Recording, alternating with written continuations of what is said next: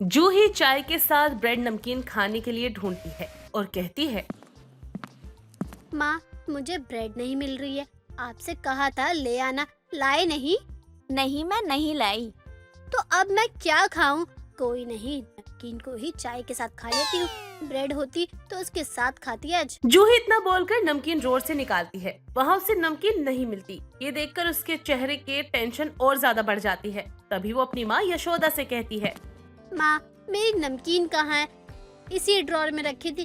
कल ही 1 किलो का पैकेट लाई हूँ। छुपा दी मैंने। पर क्यों माँ? आपको पता है ना, बिना नमकीन मेरा गुजारा नहीं चलता। मुझे ब्रेकफास्ट में नमकीन चाहिए ही चाहिए। नहीं मिलेगी नमकीन, चुपचाप से बिस्किट के साथ चाय गटक ले। नहीं माँ, मैं चाय के साथ सिर्फ नमकीन ही खाऊंगी। आपको पता है, खाकर ही रहूंगी मैं, चाहे मुझे बाहर से ही क्यों न लानी पड़े। इसीलिए पैकेट वापस कर दो। मुझे नमकीन दे दो लाकर अभी। तुझसे ज्यादा चालाक मैंने कोई नहीं देखा। बिना खाए मानेगी थोड़ी। जा भर ले, निकाल ले, उस साइड वाले डिब्बे में रखी है। देखा ना माँ, आपसे निकलवा कर ही माना मैंने नमकीन को। चलो, मेरी चाय ठंडी हो गई है, अब खाऊंगी तसल्ली से। जूही अपनी चाय लेकर उसमें थोड़ा सा नमकीन डाल देती है और फिर पीते हुए कहती है, अरे वाह वाह वाह, मजा ही आ गया। ये चाय और मेरी नमकीन, इसका जो कॉम्बिनेशन है ना, वो सिर्फ मैं ही समझ सकती हूँ और कोई नहीं। सुना किसको रही है तू? तू ही खा सकती है। वैसे भी ऐसे ऊट पटांग तरीके से मुझे शौक नहीं है। तेरी माँ नमकीन को नॉर्मल इंसान की तरह चाय के साथ खाती है, ना कि तेरी तरह चाय में डालकर। अच्छा ठीक है ना माँ, सॉरी। वैसे भी सबका अपना तरीका होता है नमकीन खाने का। मेरा चाय में डालकर होता है। अब कल लाऊंगी और ब्रेड के साथ खाऊंगी। इतना नमकीन नहीं खाते कि 24 घंटे इंसान का मुंह सिर्फ नमकीन चरने के लिए चले। खाना बनाती हूँ, वो भी खाया कर। माँ, खाती तो हूँ। जानती हूँ कैसे खाती है। रोटी में लपेट कर खाएगी, सब्जी के ऊपर नमकीन डालकर खाएगी, कॉफी के साथ भी नमकीन खाती है। लंच हो चाहे डिनर हो, तुझे तो बस नमकीन चाहिए। माँ, मुझे नमकीन ऐसे खाकर बहुत खुशी मिलती है। एंड डोंट वरी, इसके कोई नुकसान भी नहीं है। नुकसान नहीं है तो फायदे कौन से हैं? तेरा कद वजन कुछ नहीं बढ़ रहा, ना तुझे कोई ताकत मिल रही है। अरे कभी सेब, केला, अंगूर भी खाया कर, देख कितनी ताकत आएगी तुझ में। माँ, बस ना, सुबह सुबह इतना लेक्चर काफी है। जूही इतना बोलकर अपने कानों में ईयरफोन लगाकर अपने रूम में चली जाती है और सॉन्ग सुनने लगती है। तभी उसकी फ्रेंड स्वीटी का कॉल आता है। उसे पिक करके वो बोलती है, हाय स्वीटी, कैसी है तू? आज कॉल कैसे कर दिया? एक तो खुद कॉल नहीं करत और हम करी तो उसमा भी का परेशानी होवत है। वैसे हम ठीक है, तू सुना। बेटा, मैंने सुनाना शुरू किया तो तू रो देगी।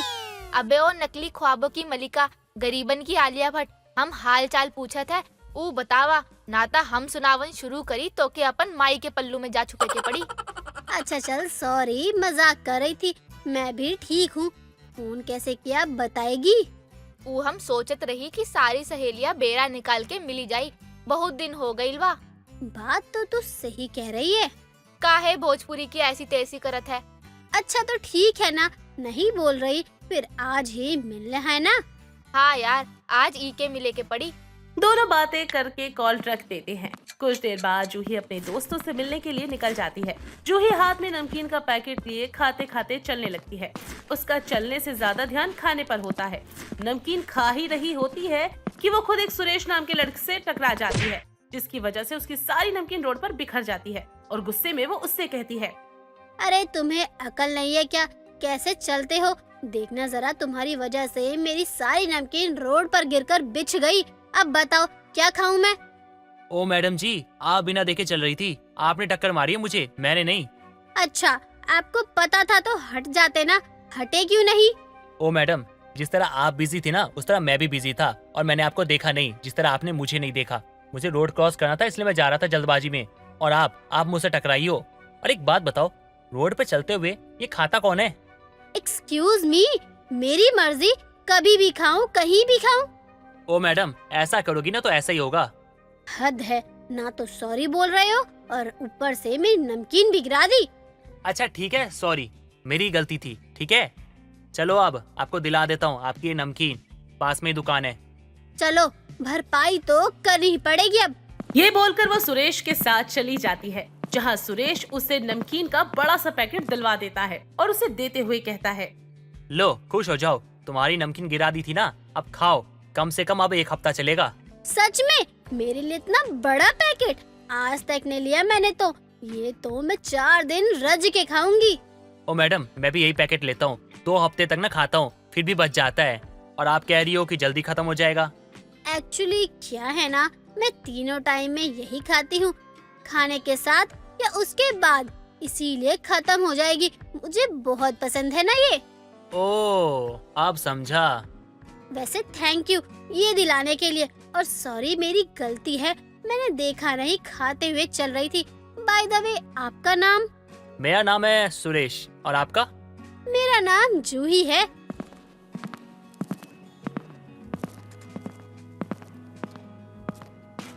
देखो आई गई मैडम। हाँ हाँ, और स्वीटी कैसी है तू? मैं तो ठीक हूँ, तुझसे मिलकर बहुत अच्छा लग रहा है आज, लेकिन मुझे बहुत भूख लगी है। जल्दी से जूही ऑर्डर कर दे, खाने को रुका नहीं जा रहा। भूख तो मुझे भी लग रही है, लेकिन जब तक मेरा खाना आएगा मेरे पेट में दर्द हो जाएगा तब तक, इसीलिए तब तक मैं नमकीन ही खा लेती हूँ। बहुत मस्त टेस्ट है इसका नींबू मसाला है। तू पगला गई का? हमेशा ही नमकीन ठूसत रहता है, पल भर खाने के लिए रुक नहीं सकत का? बेटा खाने के लिए तो क्या रुकूं जब मेरे पास ये नमकीन है।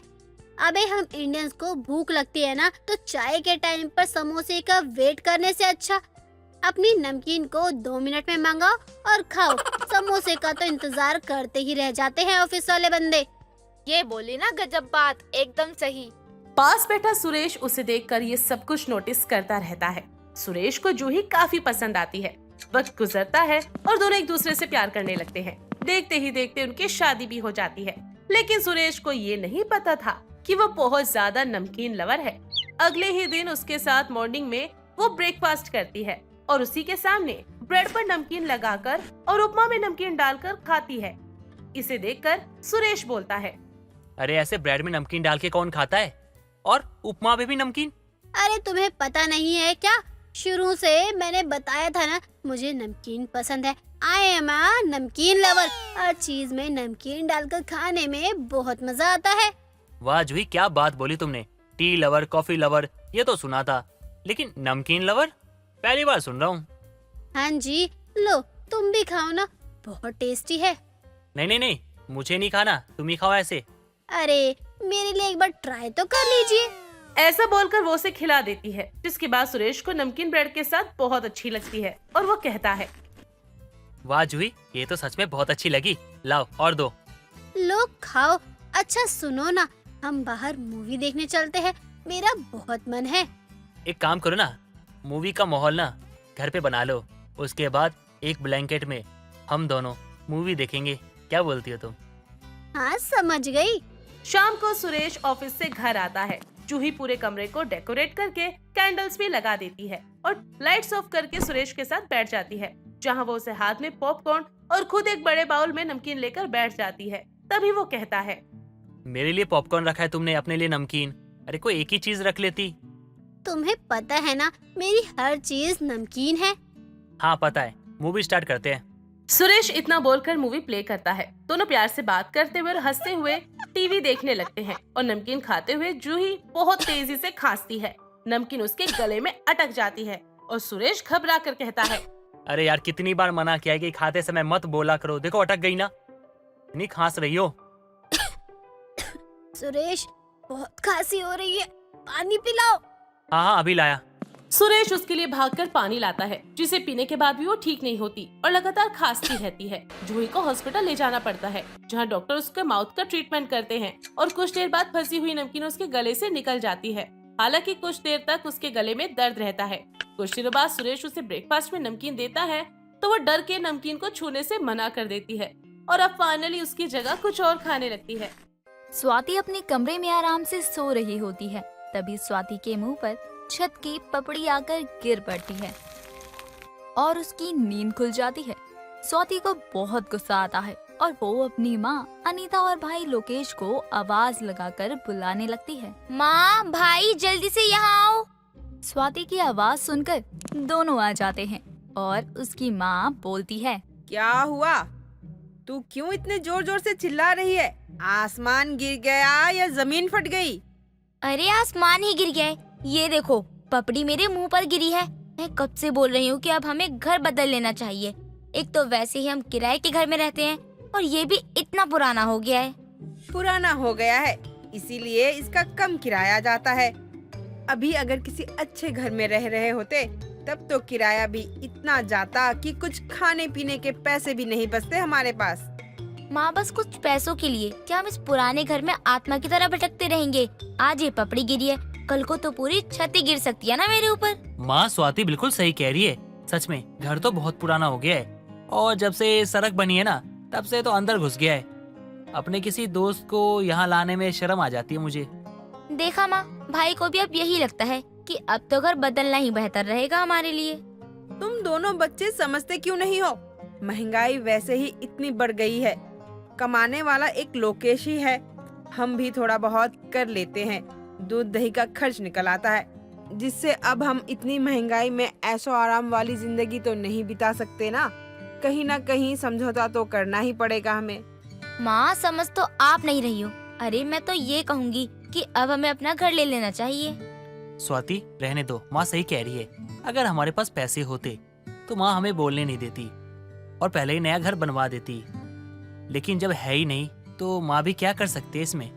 लेकिन तुम दोनों परेशान मत हो, मैं अभी मकान मालिक को बोलकर ये ठीक करवाती हूँ।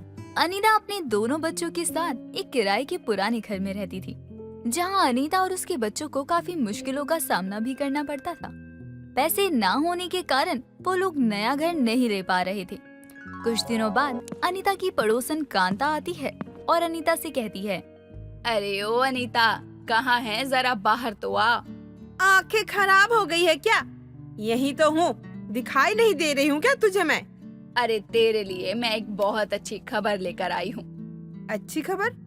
क्या अच्छी खबर लाई है? जरा बता तो सही। तेरे बेटे के लिए एक बहुत ही अच्छे घर से रिश्ता आया है। लड़की बहुत सुंदर और सुशील है। लड़की का परिवार भी बहुत अच्छा है। इतना अच्छा रिश्ता हाथ से जाने मत दे अनीता। लेकिन अगर इतना ही अच्छा रिश्ता है तो वो हमारे घर से रिश्ता क्यों जोड़ना चाहते हैं? हम लोगों का तो अपना घर भी नहीं है और नई बहू को क्या हम किराए के घर में लाएंगे? वो सब तो मुझे नहीं पता, लेकिन उन लोगों को लोकेश का बर्ताव काफी पसंद आया। कह रहे थे कि एक बार जब वो मेरे घर आए थे तब लोकेश से मिले थे और उन्हें इतना पसंद आया कि उन्होंने मुझसे सामने से आकर कहा कि वो लोकेश से अपनी बेटी का रिश्ता तय करना चाहते हैं। अच्छा, फिर तो एक बार हमें उन लोगों से मिल लेना चाहिए। मैंने उन्हें कल बुलाया है। एक बार मिल ले, देख ले लड़के को, सारी बात कर ले, और अगर फिर भी लड़की ठीक ना लगी तो मत करना शादी। लेकिन देखने में कोई दिक्कत थोड़ी है।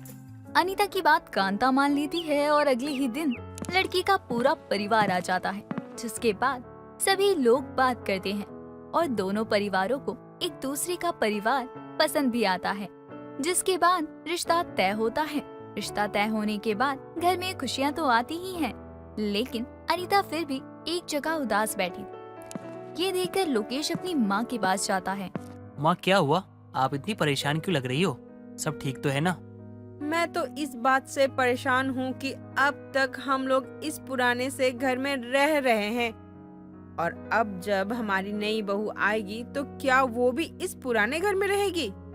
माँ, आप ही तो कहती हो ना कि अभी इतना खर्चा नहीं कर सकते, तो एक नया घर बनाने जितना खर्चा क्यों करना? आप चिंता मत कीजिए, एक ना एक दिन देखिएगा हमारे पास एक नया घर होगा। अब तो तुम बच्चों ने ही सब देखना है, मेरा क्या है? मेरी तो उम्र हो चली है, आज हूँ कल नहीं। माँ यार, आप ऐसी बातें मत किया करो। आप कुछ भी बोल देती हो, सोचती भी नहीं हो हमारा क्या होगा। लोकेश अपनी माँ को समझाता है और कुछ ही दिनों बाद लोकेश की माधुरी नाम की लड़की से शादी हो जाती है। वो घर आकर अपना ससुराल भी संभालने लगती है। कुछ दिनों बाद लोकेश काम से जल्दी आता है और सीधा अपने कमरे में जाकर माधुरी से कहता है, माधुरी, सबके कपड़े तुम बांध लो। लेकिन हुआ क्या? कपड़े क्यों बांध दूं? हम कहीं जा रहे हैं क्या? हाँ, हम अब और इस घर में नहीं रह सकते। अब हम इस पुराने घर को छोड़ के जा रहे हैं। ये आप क्या कह रहे हो? अगर हमने ये घर छोड़ दिया तो हम जाएंगे कहाँ? और मकान मालिक से आपकी कोई बहस हुई है क्या? मुझे बताओ तो आखिर हुआ क्या है? माधुरी, तुम समझ क्यों नहीं रही हो? मैंने जो कहा है वो करो और जल्दी से सबके कपड़े बांधो। हमारे पास ज्यादा समय नहीं है। और हाँ, प्लीज अब कोई सवाल मत पूछना। लोकेश के कहने पर माधुरी कपड़े और सामान बांधने लग जाती है। जब सब तैयारी हो जाती है तो लोकेश सबको लेकर एक फ्लैट के बाहर जाता है। अनीता, स्वाति और माधुरी तीनों को कुछ समझ नहीं आ रहा था कि आखिर ये सब हो क्या रहा है।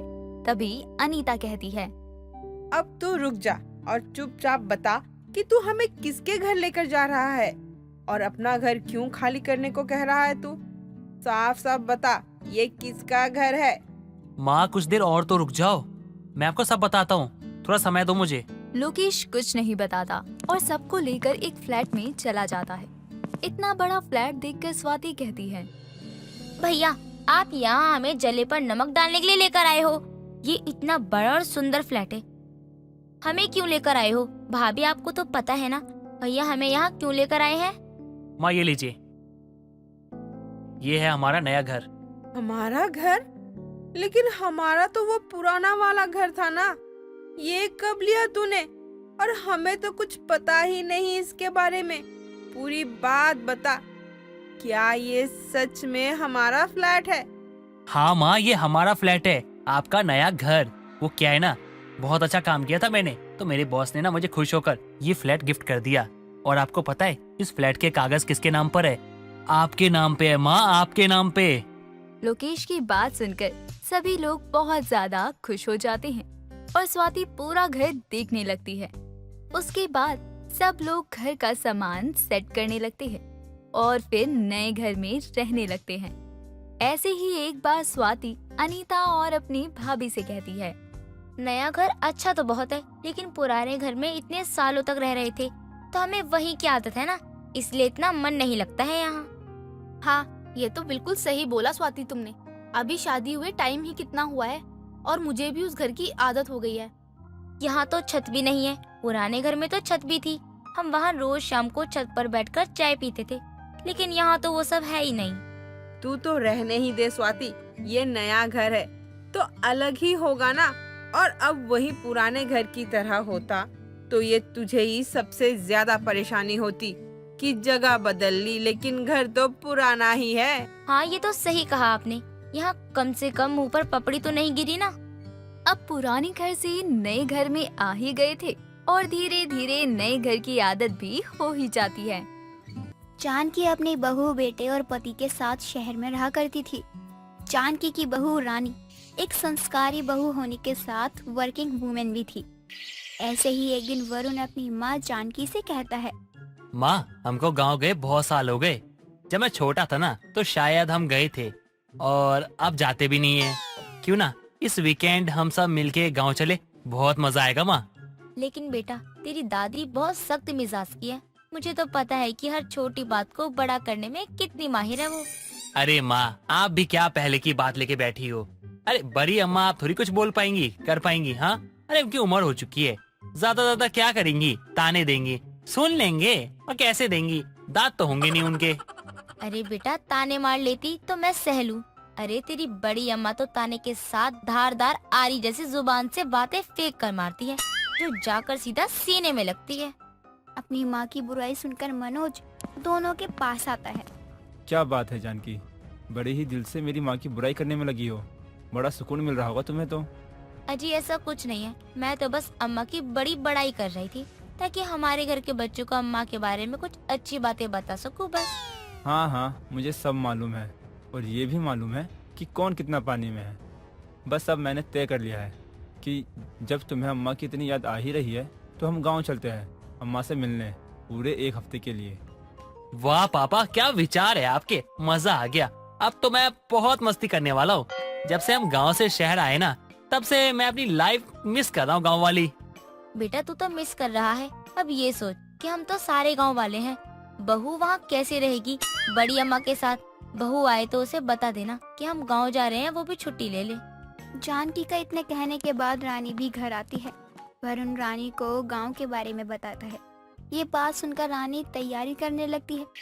अगली सुबह सभी लोग गांव के लिए रवाना होते हैं। कुछ सफर तय करने के बाद सभी गांव पहुंचते हैं। वैसे ही मनोज बोलता है, अम्मा, ओ अम्मा, कहाँ हो? अरे देखो हम किसको लेकर आए हैं। देखो तो तुम्हारी बहुरिया और पोता को लेकर आए हैं। साथ में नई दुल्हनिया भी है। क्या हुआ पापा, बड़ी अम्मा घर पे नहीं है क्या? अब हम क्या करेंगे? कहाँ गई होंगी वो? मैंने कितना कुछ सोचा था, लेकिन वो तो नहीं दिख रही। अच्छी बात है ना, अभी नहीं दिख रही है। कुछ देर के लिए शांति तो है। अगर अभी आ गई ना तो बस शुरू हो जाएगा उनका प्रवचन। माँ ऐसा क्यों कह रही हो? अगर आप बड़ी अम्मा के बारे में ये सब बोलोगी ना तो रानी क्या सोचेगी? अरे कुछ नहीं सोचेगी, बस धीरे धीरे सब मालूम हो जाएगा। बस कुछ देर शांति रहे जब तक तुम्हारी बड़ी अम्मा बाहर है, बस उतनी देर के लिए। सभी बातें कर ही रहे होते हैं कि तभी वहाँ भगवती आती है और चश्मे को नीचे करके बोलती है, अरे मनोज बेटा तू, अरे रे कितने सालों बाद देख रही हूँ। और तू जानकी, भूल गई पैर कौन छुएगा और पल्लू कौन करेगा? जब से शहर गई है पल्लू करना भूल गई। और ये लड़का कौन है मनोज? अम्मा, ये आपका पोता है वरुण। देखो तो कितना बड़ा हो गया है। और ये है हमारी बहू वरुण की लुगाई।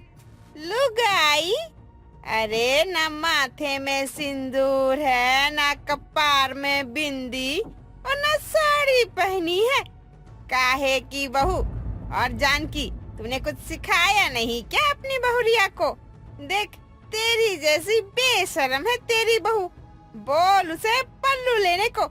ससुर है और अपना मुंह दिखाए पड़ी है। अरे अम्मा, आप भी ना, छोड़ो ये सब बात और चलो अंदर। कब से बाहर खड़े खड़े थक गए हैं। बहुत जोरों की भूख लगी है, कुछ खिला दो। बहुत दिन हो गए हैं तुम्हारे हाथ का खाना खाए हुए। हाँ, बात तो ऐसे कर रहे हैं जैसे मैंने बहुत दिनों से कुछ खाने को नहीं दिया है। क्या सोच रही है जानकी? चल अंदर। और जानकी, अपनी बहुरिया को बोल कुछ ढंग के कपड़े पहने और सर पर पल्लू ले ला, समझी? सभी लोग घर के अंदर जाते हैं और जानकी और रानी फ्रेश होने कमरे में जाती है। माँ जी, बड़ी सास की कितनी छोटी सोच है, मुझे तो जरा भी पसंद नहीं आई। और माँ जी, बड़ी सास क्या कह रही थी? पल्ला ले लो। मैं साफ साफ बता देती हूँ माँ जी, मुझे ऐसे सर पर पल्ला नहीं लिया जाएगा। बहू, ऐसी हरकतें नहीं करनी चाहिए, वो हमारे बड़े हैं। अगर तुम हमेशा बड़ों का अनादर करोगी तो बाद में तुम्हें ही पछताना पड़ेगा। लेकिन माँ जी, मुझे आदत नहीं है पल्लू लेने की, आपको अच्छे से पता है। फिर भी आप मुझसे ये कैसे कह सकती हो कि मैं सर पर पल्लू ले लूं? साड़ी पहनने तक तो ठीक है, लेकिन पल्लू, मुझे गवारों की तरह नहीं रहना। अरे बहू, बहुत हो गई बातें, अब जल्दी कपड़े बदल कर रसोई में आजा, मिलकर खाना बनाने की तैयारी करते हैं। दोनों सास बहू साड़ी पहनकर सर पर पल्लू लेकर रसोई में जाती हैं। ऐसे ही कुछ दिन गुजर गए। एक शाम जानकी की बहू रानी बाहर से घर के अंदर आती है। तभी भगवती बोलती है, क्या रे बहुरिया, कहाँ से आ रही है? देखो, हमारे गांव में जब तक हो तब तक हमको बिना पूछे कहीं मत जाना और ना हमसे पूछे घर से अपनी कदम बाहर निकालना। क्यों बड़ी सासू अम्मा, ऐसा क्यों? मैं अपने शहर में हमेशा अकेली घूमती हूँ, काम पर जाती हूँ, यहाँ क्यों इतनी पाबंदी है? मुझे नहीं पता तेरे शहर में क्या होता है क्या नहीं होता है, लेकिन मेरे गांव में ये कुछ नहीं हो सकता। अगर दोबारा कभी ऐसी हरकत करने की कोशिश की तो मुझसे बुरा कोई नहीं होगा। बड़ी सासू अम्मा, आपकी इतनी छोटी सोच को देखकर मुझे कोई हैरानी नहीं हो रही। आज लड़कियां कहां से कहां पहुंच गई, लेकिन आप आज भी वही हो। बस कर बहू, अम्मा के साथ कैसे बातें कर रही है? बड़ी है तो उनको पता है गांव के लोगों के बारे में, और हमारी भलाई के लिए ही वो मना कर रही हैं। मम्मी जी, आप भी गांव आकर गांव की भाषा बोलने लग गई हैं शायद। आपकी भी सोच अम्मा जी की तरह होती जा रही है, एकदम इस गांव की तरह छोटी। मुझे कुछ नहीं मालूम, मैं अभी शहर जा रही हूँ, मुझसे नहीं होंगे इतने सारे नौटंकी। अरे हद है, साड़ी तक ठीक था, अब पल्लू भी ले लिया, अब बाहर भी इनकी मर्जी से जाऊं। घर के अंदर से रानी की चिल्लाने की आवाजें सुनकर मनोज और अरुण जल्दी से घर के अंदर जाते हैं और रानी को इतने गुस्से में देखकर वरुण बोलता है, क्या हो गया? ऐसे क्यों चिल्ला रही हो तुम? आखिर क्या बात हो गई? हम गांव में हैं, जरा धीरे बात किया करो। ओहो, अब मुझे यहाँ धीरे से बात भी करनी पड़ेगी। वाह, मुझे लगता है मैंने यहाँ आकर बहुत बड़ी गलती कर दी है। आखिर क्या हो गया? हम इतने दिन से यहाँ रुके हुए हैं, आज अचानक से तुम बड़ी माँ पे गुस्सा क्यों कर रही हो? अरे हद हो गई, जब देखो कुछ ना कुछ, हमेशा किसी ना किसी काम के लिए रोक लगी ही रहती है। कभी बिना पल्लू के बाहर गई तो बोलती हैं, किसी को अपना चेहरा दिखाना है, पीरियड्स आ गए तो किचन में घुसने की कोई जरूरत नहीं है, किचन अशुद्ध हो जाएगा। और अब शाम को बाहर क्यों गई? अरे भाई, इतनी छोटी सोच रखेंगी तो कैसे चलेगा? अम्मा के बारे में क्या बोले जा रही हो तुम? अम्मा की सोच ऐसी नहीं है। अरे मैं जानता हूँ अम्मा को। अच्छा, तभी तो तुम्हारी अम्मा की बोलती बंद है। मुझे नहीं रहना अब इस गांव में। अम्मा, आप सबसे बड़ी सास हो, लेकिन आपकी सोच ना बहुत ही छोटी है। जैसे रानी अपनी दादी सास को छोटी सोच वाले ताने मार रही थी, तभी जानकी उसे जोरदार थप्पड़ मारती है और कहती है, अम्मा जी चुप है, इसका मतलब ये नहीं कि वो गलत है, बस कुछ बातें ना जानो तो अच्छा है। तुम्हें जाना है ना तो जाओ, तुम्हें वरुण छोड़कर आएगा, हम नहीं आएंगे। ना जानकी, तू भी ऐसी गलती करेगी तो कैसे चलेगा? जा बहू, तू भी जा इनके साथ, मनोज बाद में आ जाएगा। वैसे भी तुझे भी हमसे बहुत तकलीफ है। 1 मिनट अम्मा, अब हम भी आपके साथ रहेंगे और इसको बता दूं कि अम्मा की सोच छोटी नहीं है, बस कुछ बातें हैं। सुन लो, पीरियड्स में तुम आराम करो, इसीलिए अशुद्ध का बहाना बनाया। पल्लू इसीलिए लेते हैं क्योंकि गांव में धूल मिट्टी उड़ती है ना, इसीलिए। और आज इसलिए बाहर जाने पे बोली क्योंकि वो नहीं चाहती कि तुम पर कोई और बलाया है, बस। रानी जैसे ही ये बातें सुनती है तो वो बड़ी अम्मा का पैर पकड़ लेती है और माफी भी मांगती है, क्योंकि उसे अपनी गलती का एहसास हो गया था। और हंसी खुशी कुछ दिन रुककर शहर चली जाती है। ऐसे ही अब साल में 2 बार रानी और वरुण अपनी फैमिली से मिलने आते हैं।